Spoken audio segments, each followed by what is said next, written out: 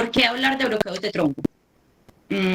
Vamos a partir de que los modelos quirúrgicos eh, del torso generan la mayoría de estos dolor moderado o severo en el posoperatorio, adicionalmente a que son algunos de ellos técnicamente difíciles y son cirugías altamente prevalentes, lo que hace que muy probablemente nos vayamos a ver enfrentados a ellos y es un reto que debemos tomar siempre llevándolo de la mejor forma. El ejemplo clásico y más importante que tenemos de estos modelos quirúrgicos es la toracotomía. Esto por el alto dolor que tiene posoperatorio y sabemos que es la cirugía que tiene mayor consumo de opioides en este modelo quirúrgico del que estamos hablando. El contenido del día de hoy es vamos a hacer un repaso muy rápido de la anatomía. Vamos a hablar de los bloqueos de tronco, los más importantes. Como ya dijimos, vamos a hacer una actualización de la evidencia reciente en que estamos en este momento. Vamos finalmente a hacer un resumen según los modelos quirúrgicos, cuáles son los bloqueos más indicados y finalmente unas conclusiones. Vamos a empezar entonces hablando de los modelos, hablando de la anatomía desde central hacia periférico. Tenemos aquí una imagen de la médula espinal con las raicillas ventrales dorsales que forman finalmente la raíz ventral y dorsal. Sabemos que la raíz dorsal se continúa con el ganglio de la raíz dorsal y esta es una estructura fundamental para nosotros porque aquí es donde se almacena toda la información sensitiva. La unión de estas dos raíces nos van a formar como tal el nervio espinal y este nervio espinal, que aquí lo hemos representado verdecito, va a tener una raíz dorsal o posterior y una raíz anterior, una rama dorsal o posterior y una rama anterior. Esta rama posterior va a tener a su vez una rama medial y una lateral. Esta rama anterior se continúa con el nombre de nervios intercostales o nervios tóraco-abdominales y va a viajar hacia anterior y anterior va a terminar con el nombre de nervio cutáneo anterior o rama cutánea anterior, que aquí está pues representada en azul clarito.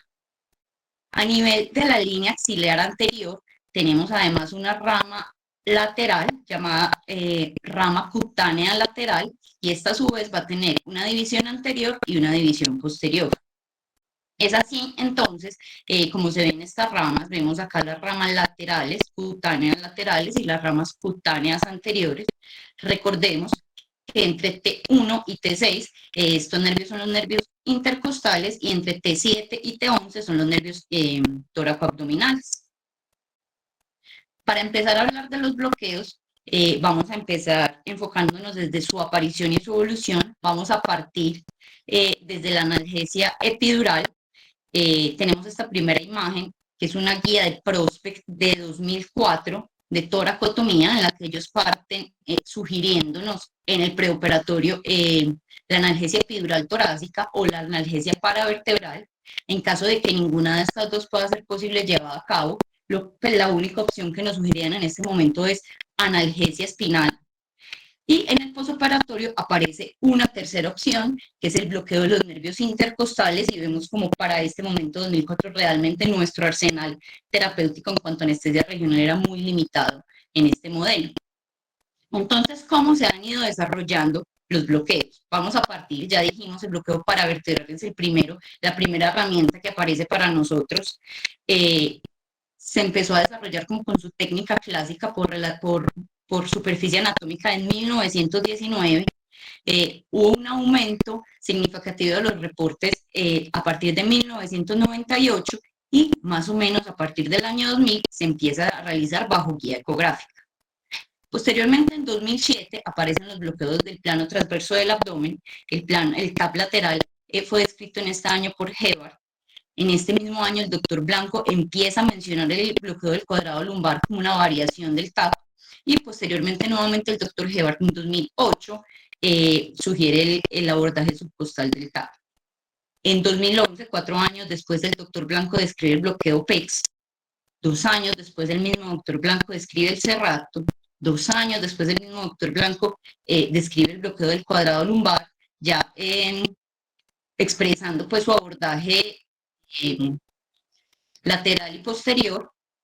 En 2016 se sugiere el abordaje del cuadrado lumbar subcostal que tiene importancia en nefrectomía Y finalmente en 2016 el doctor Forero propone el bloqueo director de la espina, que como vamos a ver ha sido un bloqueo revolucionario pues en los últimos años. Tenemos muchos bloqueos, tenemos ¿qué hacemos con todos esos bloqueos? ¿Cuál es la diferencia? ¿Cuál es cuál? Vamos a empezar explicando el blanco terapéutico desde central hacia periférico. Vamos a empezar entonces con la epidural. La epidural va a tener un bloqueo desde la emergencia de las ramas ventrales y dorsales, lo que nos explica que va a haber un bloqueo sensitivo, va a haber un bloqueo motor. Adicionalmente, pues este compromiso proximal nos explica el compromiso, pues el bloqueo simpático asociado al epidural. Continuando hacia periférico tenemos el bloqueo paravertebral. El bloqueo paravertebral sabemos pues que es el anestésico en el espacio paravertebral. Esto lo que hace es que nos bloquea las ramas desde el ganglio de la raíz dorsal. Esto nos explica la analgesia, pero este bloqueo tan proximal también nos explica que este bloqueo tenga una analgesia visceral. Continuamos con el bloqueo del erector de la espina. Sabemos que el erector de la espina se aplica en contigüidad al ramo dorsal del nervio espinal, lo que nos explica la excelente analgesia que tiene pues en toda la parte posterior del torso, pero adicionalmente tiene una difusión hacia el espacio paravertebral, lo que nos explica pues como toda la analgesia y nos explica que también tenga cubrimiento de analgesia visceral y que tenga algo de compromiso parasimpático. Continuando desde central a periférico tenemos el cuadrado lumbar 3, que por la ubicación en la que se aplica el anestésico local puede tener difusión hacia proximal. Esto nos explica que solamente el cuadrado lumbar 3 tiene analgesia visceral. Entonces, hasta ahora, los bloqueos que tienen analgesia visceral son el epidural, el paravertebral, el ISP y el cuadrado lumbar 3. Tenemos que el cuadrado lumbar 1 y 2 no tienen esa difusión hacia proximal, por lo cual solamente tienen analgesia somática de la pared abdominal, y nos quedan los bloqueos pectorales, el TAP y el cerrato, que también solamente tienen analgesia somática de la pared del tórax. Vamos a empezar entonces hablando del bloqueo paravertebral. Es fundamental para explicar el bloqueo paravertebral hablar del espacio paravertebral, y tenemos que este es un espacio físico real. Lo describen como en una forma de triángulo. Este triángulo tiene unos límites. Este límite, digamos, la base de este triángulo es el cuerpo vertebral y los discos intervertebrales. Tiene un límite anterior. Este límite anterior está formado por la fascia endotorácica y la pleura parietal. Y tiene un límite posterior, ahorita vamos a profundizar en eso, pero el límite posterior está dado por el ligamento costotransverso superior. Entonces, como vemos en esta imagen, ¿qué estructuras están dentro del espacio paravertebral? Están la parte proximal de la rama anterior y la rama posterior del nervio espinal.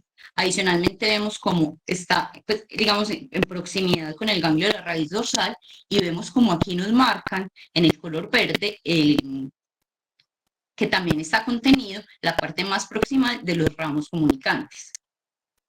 Este espacio está, digámoslo así, relleno por tejido adiposo y tejido celular subcutáneo, lo que hace, como les dije inicialmente, que sea un espacio real y no un espacio potencial. Para su abordaje tenemos que usamos un transductor lineal en un abordaje parasagital, lateral pues a la columna. Podemos ingresar la aguja en plano o fuera de plano. La idea es, como se muestra en esta imagen, entrar hasta el espacio epidural y llenar esto para bloquear las estructuras que ya vimos. Y esta sería nuestra ventana ecográfica, lo que vamos a ver con su relación anatómica. Tenemos aquí pues la apófisis transversa, tenemos la pleura. Si lo deslizamos un poquito podríamos ver la costilla, pero lo importante es que vamos a ver aquí el espacio paravertebral, que usualmente se ve pues como hipogénico, y ahí es donde queremos dirigir la aguja pues para la anestesia. Tenemos que esta es el cubrimiento de los dermatomas, miotomas y osteotomas del bloqueo, lo que nos explica que los principales modelos quirúrgicos en los que está explicado son en mama y en tórax. Y esta es una publicación del Servicio de Anestesia de la Facultad. Esta fue publicada en 2020 y fue una revisión de la literatura en la que querían evaluar las distintas técnicas en las que se realizaba el bloqueo paravertebral y querían ver cuál era la más eficaz en cuanto al control del dolor y en cuanto al consumo de opioides. ¿Qué encontraron? Encontraron 4 técnicas mediante las cuales se realizaba el bloqueo. Por guía anatómica, o sea, por anatomía de superficie, por guía ultrasonográfica, bajo visión directa por el cirujano, y encontraron un estudio en el que se realizaba por neuroestimulación. Y lo que encontraron es que las 2 técnicas más asociadas al control del dolor fueron la técnica guiada por anatomía y la técnica guiada por ultrasonido. Realmente no pudieron hacer, digamos, unas sugerencias específicas en cuanto al consumo de opioides porque no estaba reportado en la literatura pues como de forma sistemática. Los autores sugieren que la efectividad de este bloqueo debe ser verificada sistemáticamente antes de iniciar el acto anestésico, y encontraron que tan solo el 25.6% de los estudios publicaron haber evaluado el bloqueo de una forma exitosa. O sea, el 75% o no evaluaron el bloqueo o lo evaluaron y no lo reportaron. Vamos a hablar a continuación del bloqueo del plano transverso del abdomen. Vamos a ubicar nuestro transductor lineal a nivel de la línea axilar media entre la cresta ilíaca y el reborde costal. Vamos a identificar entonces de exterior a interior el oblicuo externo, interno y el transverso del abdomen. Todos estos bloqueos, pues como su nombre lo dice, van a estar con su blanco terapéutico en la fascia superficial del transverso del abdomen. Vamos a ver que hay varias variaciones. En este lateral vamos a ingresar la aguja de anterior a posterior, intentando disecar el plano facial entre estos dos, entre el transverso del abdomen y el oblicuo interno, y vemos que otro muy utilizado es el subcostal, en el que lo que hacemos es que ubicamos el transductor paralelo al borde, a la reja costal, y la diferencia anatómica es que vamos a buscar el recto del abdomen y nuevamente en el plano superficial del transverso del abdomen, o sea, vendría siendo aquí en este plano, aplicar el anestésico buscando que haya la dispersión de esta fascia. Estos son los cubrimientos de los diferentes abordajes del TAP. Y dentro de la evidencia con el TAP quisimos evaluar el TAP por laparoscopia, el TAP por laparoscopia que hacen los cirujanos directamente y compararlo con el TAP que hacemos nosotros con la guía ecográfica a ver cuál es mejor. Entonces tenemos estas 3 publicaciones, esta primera de 2020, es un metaanálisis de 1900 pacientes en cirugía mínimamente invasiva en el que comparan directamente el TAP por laparoscopia con el ultrasonográfico, y ellos encuentran que son equivalentes el ultrasonográfico y el laparoscópico en el control del dolor, en el consumo de opioides, y lo sugieren como una alternativa pragmática a la epidural estos autores. En el modelo de cirugía colorectal los comparan directamente y encontraron que el TAP por laparoscopia se asocia a un menor uso de opioides y menores puntajes de dolor a las 24 horas. Y en este modelo de pacientes obesos pues, que van a bypass gástrico, al TAP por laparoscopia también encontraron que tiene disminución en los puntajes de dolor y disminución en los requerimientos de opioides. Entonces, siendo así, tenemos que sí es superior o por lo menos es equivalente en cuanto a analgesia y en cuanto a ahorro de opioides el TAP hecho por laparoscopia por los cirujanos. Posteriormente vamos a hablar del bloqueo pectoral. Para hacer el bloqueo pectoral vamos a ubicar nuestro transductor lineal en la línea medio clavicular a nivel entre la segunda y la tercera costilla. Vamos a buscar el plano entre el pectoral mayor, más externo, y el pectoral menor, pues más interno, y nuestra guía anatómica va a ser la arteria toracoacromial. Esta va a ser nuestra ventana ultrasonográfica, nuevamente buscando el plano entre el pectoral mayor y el pectoral menor, y allí es donde vamos a aplicar. El pectoral 2 se compone de 2 inyecciones, la primera que ya explicamos y una segunda inyección entre el pectoral menor y el serrato. Vamos a ubicar nuestro transductor un poco más hacia lateral y un poco más hacia caudal, y esta es nuestra ventana ultrasonográfica. Vemos entonces el plano entre el pectoral menor y el serrato, identificamos la fascia y la idea es aplicar el anestésico en esta fascia y evidenciar pues la disección que se da en esta. Dentro de la evidencia tenemos pues que el PEC es evaluado en cirugía de mama. Tenemos inicialmente este metaanálisis de 1500 pacientes en los que evaluaron el PEC contra placebo y el PEC contra paravertebral. En este primer metaanálisis lo que encontraron es que el mayor beneficio del PEC es en las primeras 6 horas. Después de las primeras 6 horas, cuando pasan estas primeras 6 horas, ya empieza a disminuir como el efecto analgésico, y al compararlo directamente con paravertebral realmente no encontraron diferencias en cuanto al analgesia. Y tenemos este segundo metaanálisis de 2019 en el que compararon con analgesia sistémica y el PEC con el bloqueo paravertebral, y en este encontraron que tiene mejor calidad, disminución del consumo de opioides, pero nuevamente analgesia similar al bloqueo paravertebral. Continuamos con el bloqueo del plano anterior del cerrato. Para este tenemos dos opciones. Tenemos una opción de aplicar el anestésico superficial al cerrato. Acá continuamos deslizando el transductor hacia lateral y hacia caudal hasta encontrarnos con el dorsal ancho. Queremos buscar el plano entre el dorsal ancho y el cerrato, entonces la primera opción es entre estos dos músculos aplicar el anestésico. Aquí nuestra referencia anatómica va a ser la arteria tóraco-dorsal, y la segunda opción es profundo al cerrato, que este vendría siendo pues como el bloqueo de orina. Tenemos aquí entonces nuestra ventana ecográfica. Como ya dije, entonces vamos a buscar la falla entre el dorsal ancho, el cerrato anterior, y aquí podemos aplicar el anestésico, aunque también lo podemos aplicar aquí en la parte pues como más profunda del cerrato anterior. Este es el cubrimiento que nos da este bloqueo.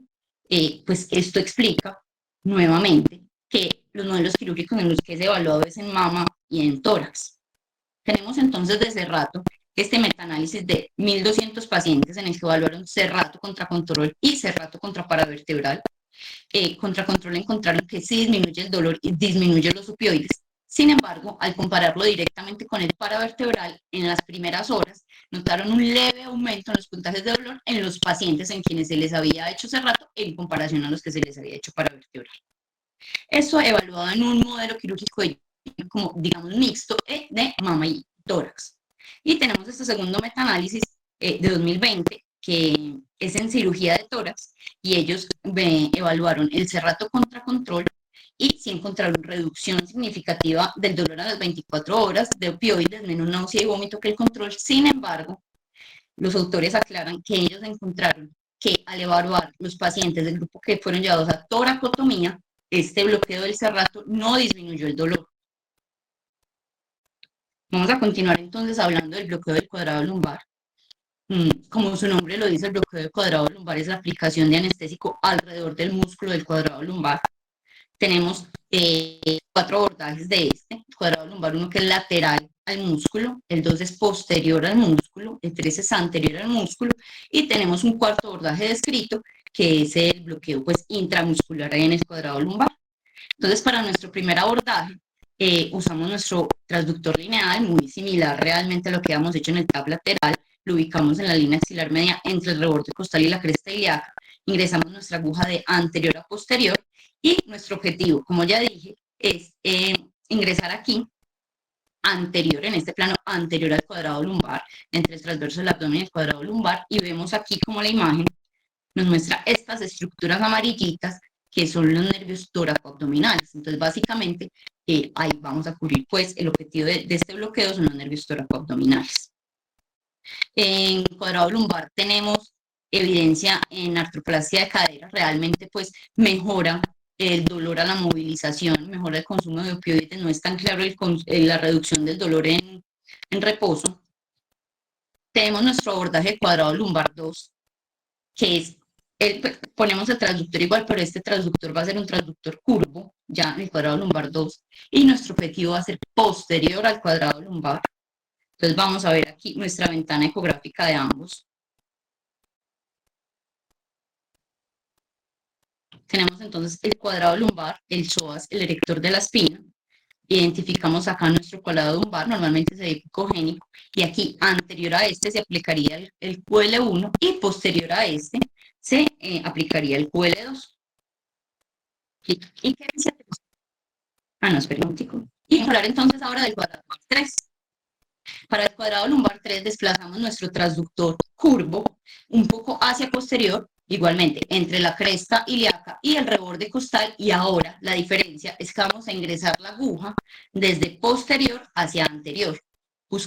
buscando la aplicación del anestésico local anterior al cuadrado lumbar en el plano, entre el cuadrado lumbar y el psoas.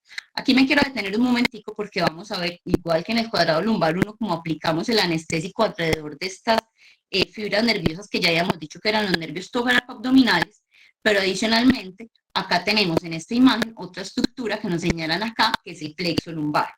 Entonces, en este cuadrado lumbar 3 es más probable que la difusión del anestésico se venga acá hacia proximal y vemos que aquí pues es más probable, incluso si vemos acá detenidamente, pues vemos como el ganglio de la raíz dorsal, que tengamos cubrimiento visceral, pues como por esta difusión proximal y esto explica algunos reportes que hay de bloqueo motor con la aplicación del cuadrado lumbar 3, pues porque puede haber compromiso del nervio femoral. Vamos a hacer esto como se... Entonces acá vemos nuestra ventana ecográfica, debemos buscar el signo del trébol. Las hojitas del trébol son el músculo del el cuadrado lumbar y el erector de la espina, y el tallo del trébol va a ser la apófisis transversa de la vértebra lumbar 4.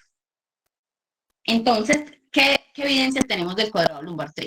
Tenemos en nefrectomía abierta, se evaluó directamente el cuadrado lumbar 3 contra una epidural torácica. Este era un estudio de no inferioridad, pero no lograron demostrar la no inferioridad frente a la epidural. Y los autores resaltan que ellos lo que encontraron es que los pacientes a los que se les realizó el cuadrado tuvieron más de 2 veces más requerimiento de opioides en los primeros 3 días. Y en el modelo de nefrectomía por la paroscopia, sí, al evaluarlo pues contra el control de la analgesia convencional, sí encontraron que hubo una disminución en el requerimiento de opioides, hubo disminución del dolor y una recuperación intestinal más temprana. Entonces, este es el cubrimiento de los distintos pues, abordajes del cuadrado lumbar. Ahora vamos a hablar del bloqueo del erector de la espina. Como ya habíamos dicho pues, en la introducción, este es un bloqueo revolucionario que ha generado mucha controversia, con muchos seguidores y muchos detractores. Ya vamos a ver por qué. Entonces aquí lo que hacemos es ubicar nuestro paciente, ponemos nuestro transductor lineal parasagital lateral a la columna. Vemos aquí que el transductor nos muestra que estamos intentando buscar la apófisis transversa de la vértebra. Entonces aquí en la imagen nos muestran pues como la apófisis transversa y superficial a esta los músculos erectores de la espina. Podemos ingresar la aguja en plano o fuera de plano.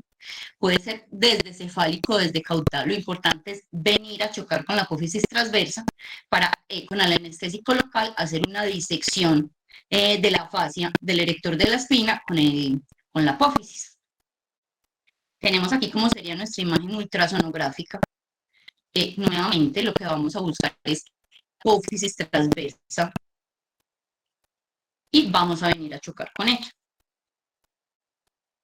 Dentro de los conceptos del erector de la espina, que digamos han sido más controversiales, ha sido su mecanismo de acción.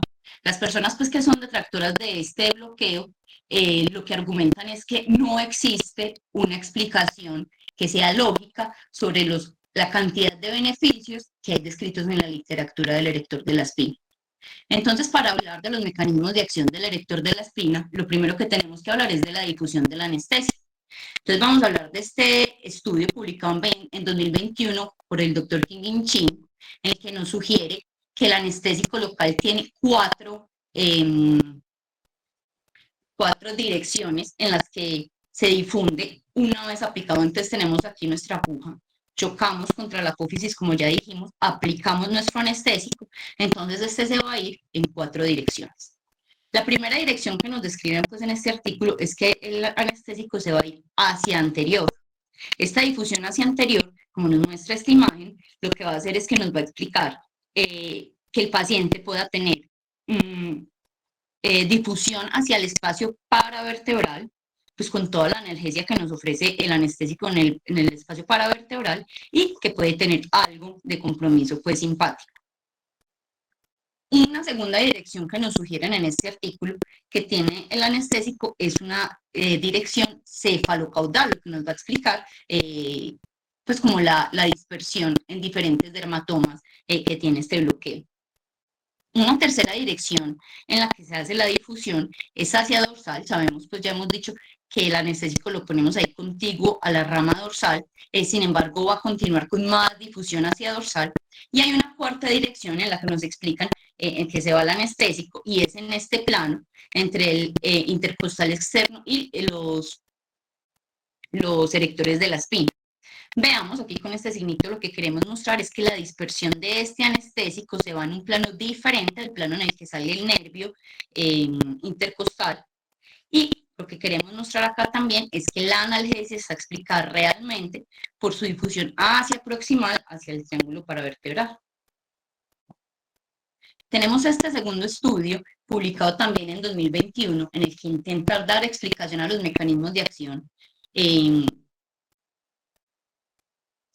La descripción anatómica tradicional del espacio paravertebral, como ya dijimos, es esta.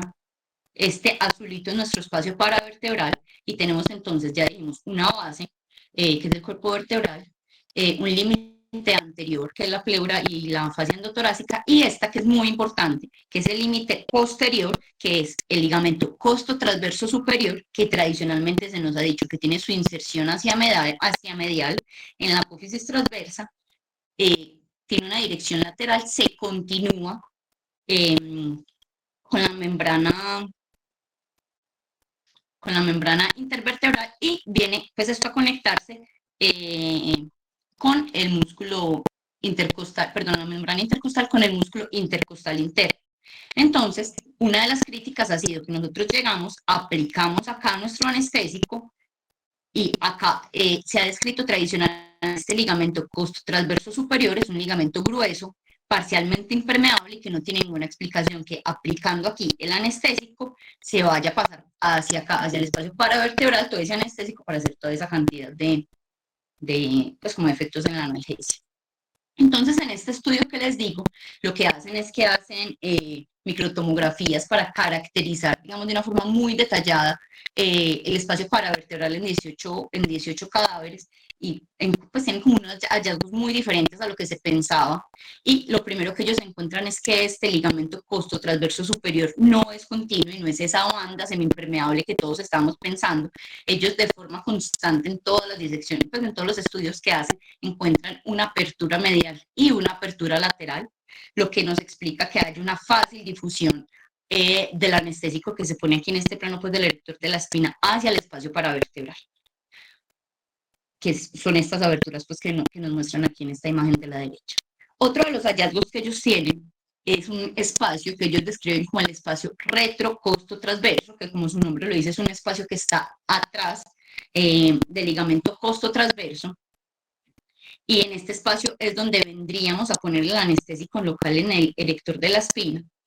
Y un tercer hallazgo que ellos tienen son unas ligeras variaciones anatómicas en la forma en la que salen estas ramas ventrales y dorsales, y como donde se ubica como la parte más proximal del nervio espinal. Entonces vemos que para ellos, en este nuevo enfoque anatómico, nuevamente este verdecito es el espacio retrocosto transverso, en este está la rama posterior del nervio espinal, está bien, pero ellos nos dicen que también está en directa proximidad el ganglio de la raíz dorsal, la parte proximal del nervio espinal anterior, y a través de esta apertura que ellos encontraron a nivel medial, si nosotros ponemos aquí nuestro anestésico, va a haber una difusión rápida, directa sobre el ganglio de la raíz dorsal, sobre la parte inicial de la rama ventral, pero adicionalmente con apertura vamos a tener, digamos, un cubrimiento de estos ramos comunicantes, y nos va a explicar también pues el grado que puede haber de bloqueo simpático. Adicionalmente, pues con esta apertura lateral, obviamente también nos va a facilitar mucho la difusión del anestésico de este espacio retrocosto transverso hacia el espacio paravertebral, y digamos que ya sí tiene una explicación un poco más clara de cómo es posible toda esta difusión y cómo es posible pues como que el erector de la espina tenga tanto cubrimiento analgésico. En este momento es como digamos el mecanismo de acción más aceptado. Este es el cubrimiento que tiene pues el erector de la espina, y esta es una publicación de 2020 en Pain Physician, de nuevamente nuestros anestesiólogos especialistas en dolor, ellos lo que hicieron fue que querían evaluar la distribución sensitiva del bloqueo del erector de la espina. Entonces le hicieron un erector de la espina a 18 pacientes. Dos no tuvieron mejoría del dolor, entonces analizaron 16 pacientes y ellos lo que encontraron fue que una inyección única de 20 centímetros de bupivacaína al 0.5% produce una dispersión media de 9 dermatomas. Ellos encontraron que se requiere 2.2 cc para cubrir cada dermatoma y adicionalmente encontraron que la analgesia tenía una alta eficacia. Encontraron pues de forma basal antes de realizar los bloqueos y los pacientes tenían una escala visual análoga más o menos de 8 y a la hora veamos que todos tenían, pues no todos, pero veamos que estaba pues en menos de 2. Es importante mencionar, como ya habíamos dicho pues en la fisiopatología, la explicación clara que hay en la analgesia de la región posterior del erector de la espina, pues básicamente porque ahí en este nervio es donde estamos poniendo la anestesia. Queremos mostrar pues que en este erector de la espina, al evaluarlo con los otros bloqueos posibles, pues por ejemplo el bloqueo de la fascia toracolumbar disminuye los contagios de dolor, disminuye el consumo de opioides, mejora la náusea y vómito postoperatorio y la satisfacción. Cuando se compara con la morfina intratecal, realmente le va a mejorar la morfina. Sin embargo, pues hay que anotar que es que usaron 300 microgramos de morfina intratecal, pues posiblemente por eso fue que le fue mejor. Y este último estudio, ellos hacen una propuesta de un nuevo abordaje, ellos lo llaman ESP Freehand. Realmente es que el cirujano aplica bajo visión directa en cada segmento pues, de la columna que fue manipulado anestésico local. Y ellos encontraron que respecto a los controles tuvo mucha disminución de los contagios de dolor y de requerimiento de opioides. Entonces eso se nos vuelve, digamos, una alternativa para la cirugía de columna, las que se prevé que van a tener dolor moderado a severo, digamos como hablar con el cirujano para definir cuál es el volumen y cuál es la concentración pues, por cada paciente que se va a poder usar. Finalmente, esta es una publicación de 2021.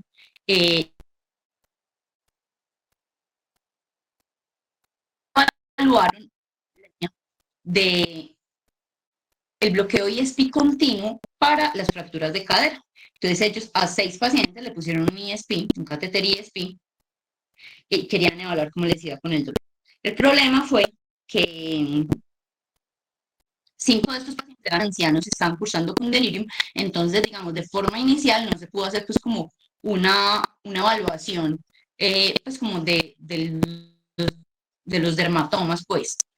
Sin embargo, sí encontraron que hubo dolor en las primeras 24 horas. La mayoría de los pacientes tenían puntajes menores o iguales a 3, pero en las 24 horas siguientes, la mayoría de los pacientes tuvieron una reaparición de dolor severo.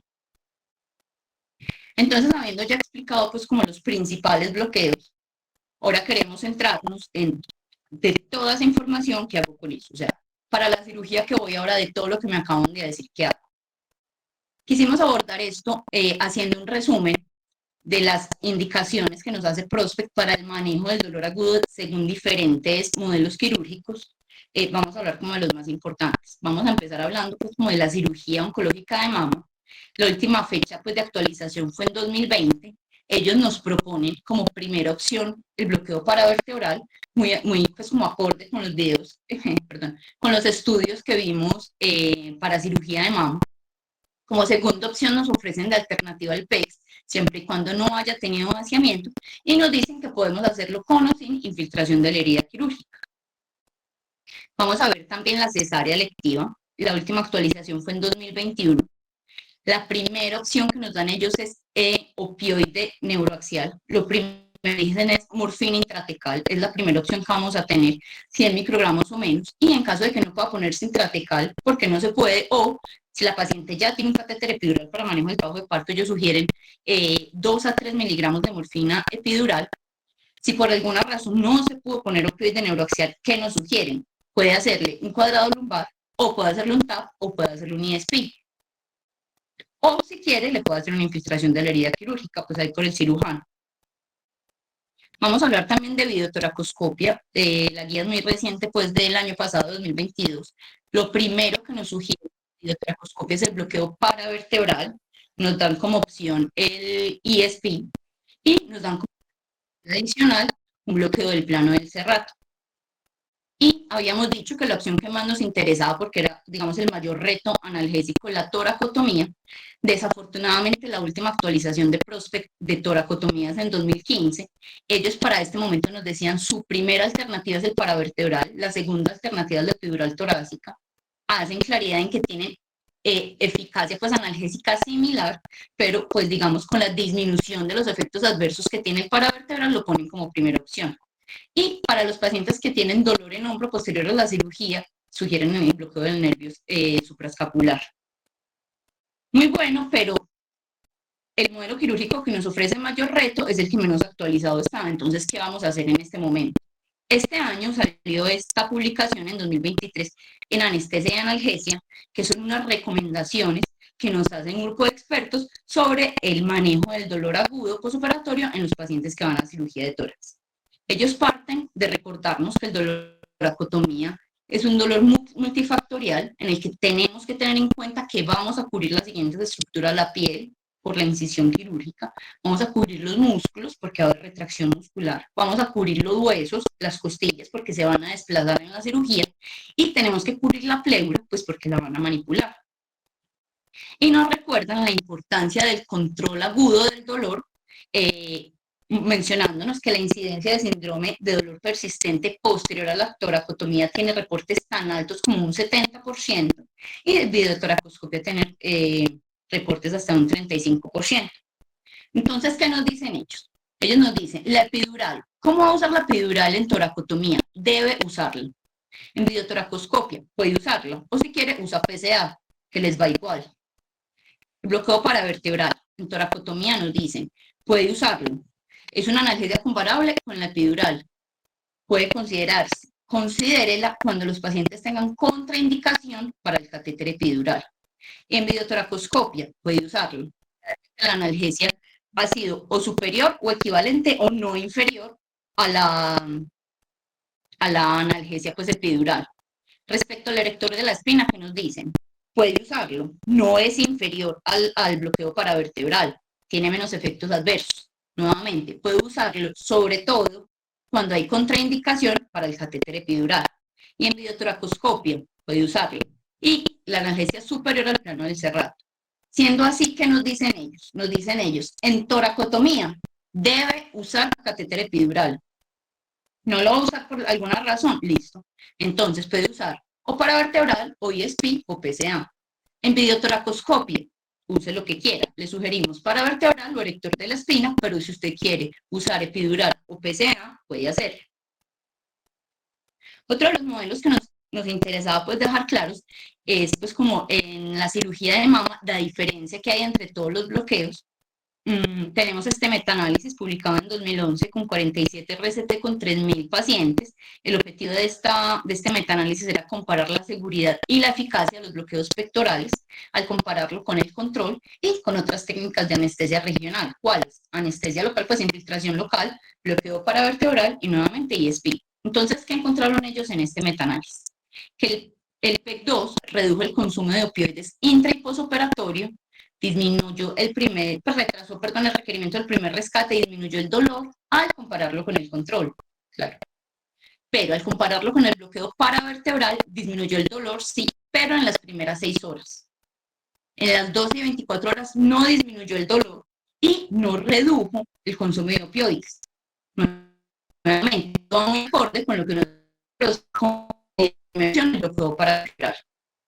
Al comparar el PEC2 con el IS, encontraron que hay disminución del dolor, hay disminución del consumo de opioides, esto hasta las primeras 12 horas. Y adicionalmente encontraron que al hacer efecto pues, sinérgico del PEC2 con la dexmedetomidina, se encontró un menor consumo de opioides, menores puntajes de dolor y hubo retraso en el primer rescate. Entonces, ¿qué concluyen ellos? Ellos concluyen que el bloqueo PEC es una opción segura y efectiva como analgesia para los pacientes que van a procedimientos oncológicos de mama. Y ellos sugieren considerarlo en primera línea en este modelo quirúrgico. Ya para concluir, tenemos pues como estos mensajes. Se debe conocer el cubrimiento somático y visceral acorde a la cirugía programada, pero también acorde al bloqueo que voy a realizar para saber pues como que sí cumpla mis necesidades. Debo garantizar que la inserción de la aguja tenga un cubrimiento dermatómico apropiado, que donde yo voy a poner el anestésico sí esté cubriendo el área de la inserción quirúrgica. La técnica la voy a seleccionar pues de acuerdo obviamente a la cirugía, pero también a la experiencia que yo tenga y a la experiencia que tengan en el centro donde yo trabajo. En toracotomía debemos usar técnicas continuas con catéter, llámese epidural, llámese paravertebral, llámese ISP, pero técnicas continuas. Siempre debo probar la calidad del bloqueo antes de hacer la inducción anestésica pues de mi procedimiento, y siempre debo usar analgesia multimodal, porque use un bloqueo no significa que no voy a usar el resto de la analgesia multimodal. Esto incluye opioides y que los opioides sean de rescate. Muchas gracias.